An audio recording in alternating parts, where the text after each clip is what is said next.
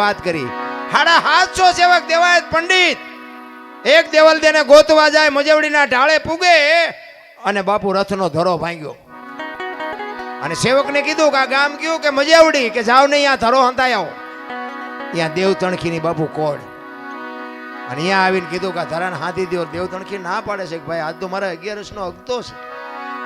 ઈ કે પણ દેવાયત પંડિત નો રથ છે, અમે એના 750 સેવક ભેગા છીએ, રથનો ધરો ભાંગ્યો છે. ઈ કે દેવાયત પંડિત નો હોય તો ભલે ને ગમે એનો હોય તો ભલે આજ હું કોડ નો માંડું.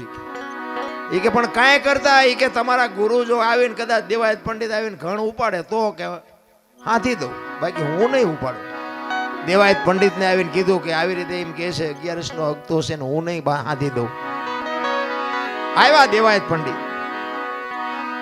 ઈ કે તમે ઉપાડશો ઘણ તો કે હા.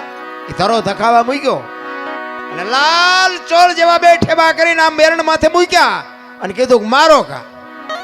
એક ઘા માર્યો ને એરણ વહી ગઈ પતાળમાં અને પગ લાંબો કરીને ઘૂંટી માથે બે ઠેબા રાખીને દેવ તણકે કીધું મારો મારો મારો.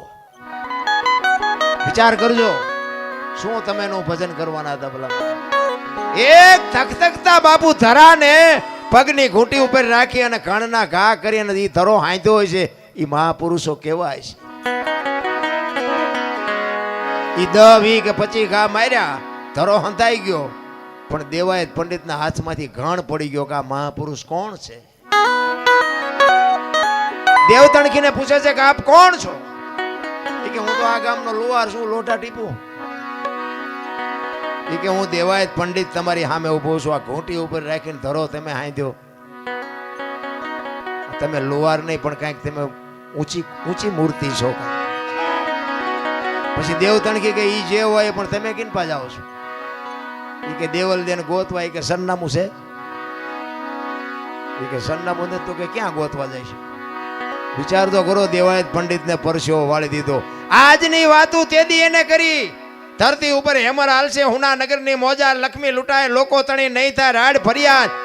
બાપુ કાંઈક વાતું કરી. બાપનું કીધું બેટા નહીં કરે, ઘરે ઘરે લાજુ નહીં કાઢે ને કાંઈક બાપુ દીકરાનું કીધું કઈ બાપ નહીં કરે, બાપનું કીધું દીકરી નહીં કરે, ફેશન ને બેસન ને પાણી પડી કે પાણી વેસાય ને કાંઈક દેવાયત પંડિતે વાત કરી.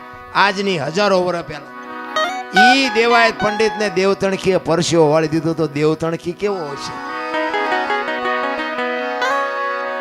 ઈ કે દેવલ દેને તમે લઈ આવ્યા ત્યારે તમે કાંઈ કીધું તું? તો કે હા. કે હું કીધું તું? ઈ કે શંકા નહીં જાય, શંકા જ્યાં સુધી નહીં જાય ત્યાં સુધી હું તમારી રહીશ, અને શંકા જાય તેથી હું તમારી નહીં હોય. તો કે શંકા ગઈ હતી? તો કે હા. તો કે હવે હું ગોતવા નીકળ્યા છો? અરે મારા રામ દેવાયત પંડિત બાપુ ધ્રુજી ગયો કરે આ મહાપુરુષ અને દેવ તણખીના ઘરેથી બાપુ દેવલ દેને બહાર કાઢ્યા. તો કયો પુરુષ છે? શું આપણે વાત કરી ભલામણા ભજનની? ભજન તો ઉગે